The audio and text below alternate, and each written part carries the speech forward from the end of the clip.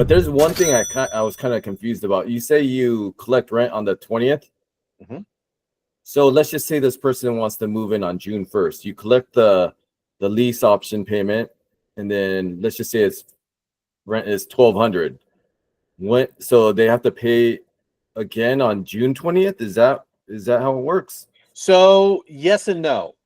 If they're coming in with, let's say they have the $5,000 option fee, sometimes I'll let them move in and they don't have to pay rent from the 1st to the 20th. I would give them free rent. It depends on how many hits I'm getting on the house. It depends on how bad I want that house gone. Otherwise, I'm going to prorate the first month's rent. So in the scenario you just gave me, if it's $1,200 divided by 30, that's $40 a day times, if they're moving on the night, so it'd be 19 days. So they may, oops, so that didn't work. Divided by 30 times 19 days. The proration would be $760. So Okay. I might have them pay $760. I may negotiate it to nothing, and so then their next payment of $1,200 would be on the 20th.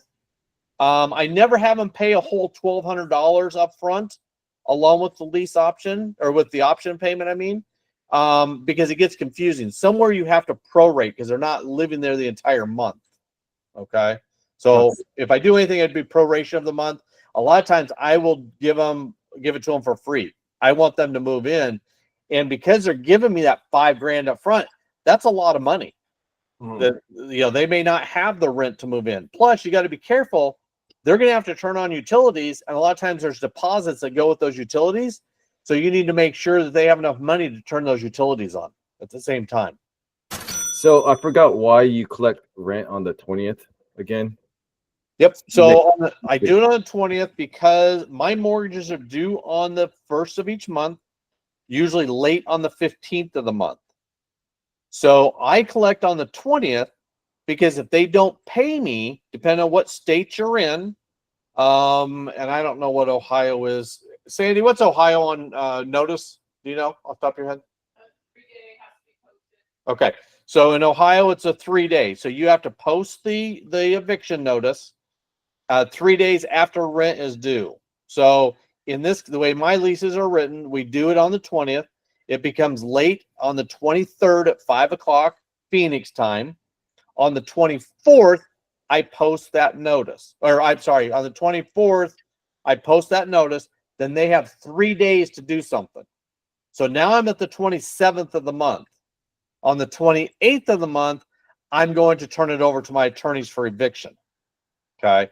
Hopefully, I've scared them enough that they're going to pay by the 27th-ish so that I have my payment here so I can make my mortgage payment on the 1st. All right. Yeah. I had to set someone out today. What's that? I had to set someone out today. Yep. So, and that's why we do it. So if you do it on the 1st, now you're clear into that month and you may not scare them enough to get your payment. Now, if you've got enough savings to make that payment on your own, great. But if not, then you run into a problem sometimes. Gotcha. So, do you ever ask for their credit score before anything? Yes, absolutely. Let me back up for just a second. The other reason why we do it on the 20th is typically people will pay rent and live there for a month, and then they're supposed to give you a 30-day notice. So they give you a 30-day notice. They'll move out before the 20th of next month. A lot of times you can get that place clean and done and re-rented before the 1st of the month. So then the person that wants to come in and move in, their rent's usually done on the 30th. So you got 10 days there to clean up that property, and you can rent it again right there on the 1st and do your proration. And that way you don't skip an entire month. Does that make sense? Yeah, it makes total sense. So it keeps the vacancy rate down if that were to happen, which it doesn't happen much with lease options. Going to your second question. Yes. Do you use Inago? I do, just to list the properties, but I've never used it to qualify anybody. Use it. It doesn't cost you a dime. So if I get a good applicant after they look at the house, then I have them fill out the application.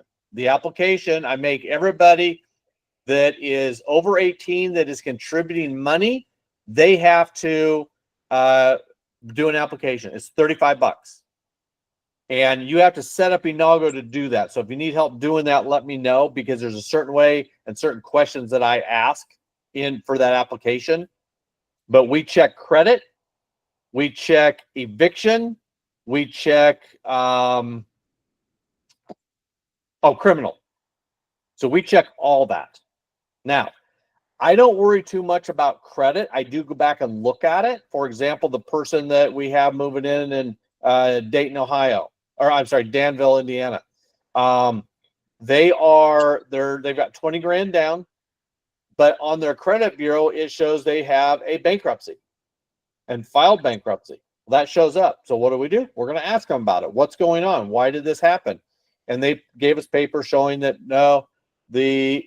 thank you. Have a good day. See you tomorrow.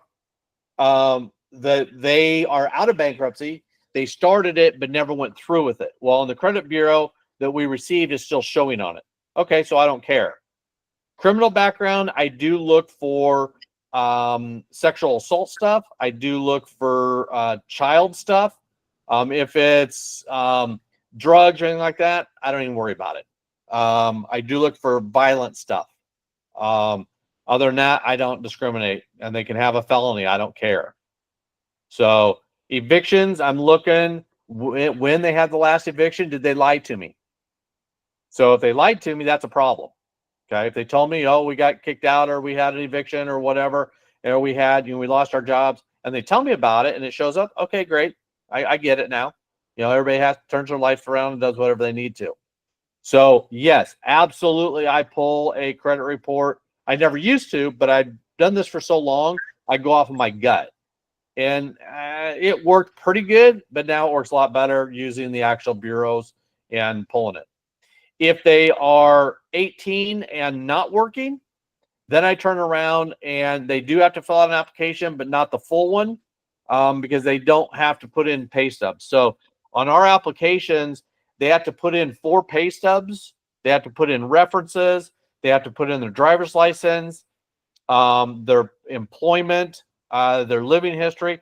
And on Inago, their application doesn't have that stuff in there just with the template. You got to add all that in there. So we ask for a lot of different things up front. So yeah, if they're 18, do they go on the lease even if they don't have a job? Yes, absolutely. Anybody 18 or older is on that lease. Okay. Yep, they're a legal adult, and so you definitely want them on there. And then all the children under 18 go on as an occupant. Okay. So let's just say someone knows their credit score and it's like 500 or whatever, like something really low. Do you even bother to, run them through Inago? Sure, because I don't care about their credit. I'm looking at employment and I'm looking at income. If they make enough income and they have the option fee to get in, of course, our option fees average $15,000. I will do an option fee assistance program. Option fee assistance program where we'll take $5 grand and let them make payments on the rest of it. They still have skin in the game. I want skin in the game.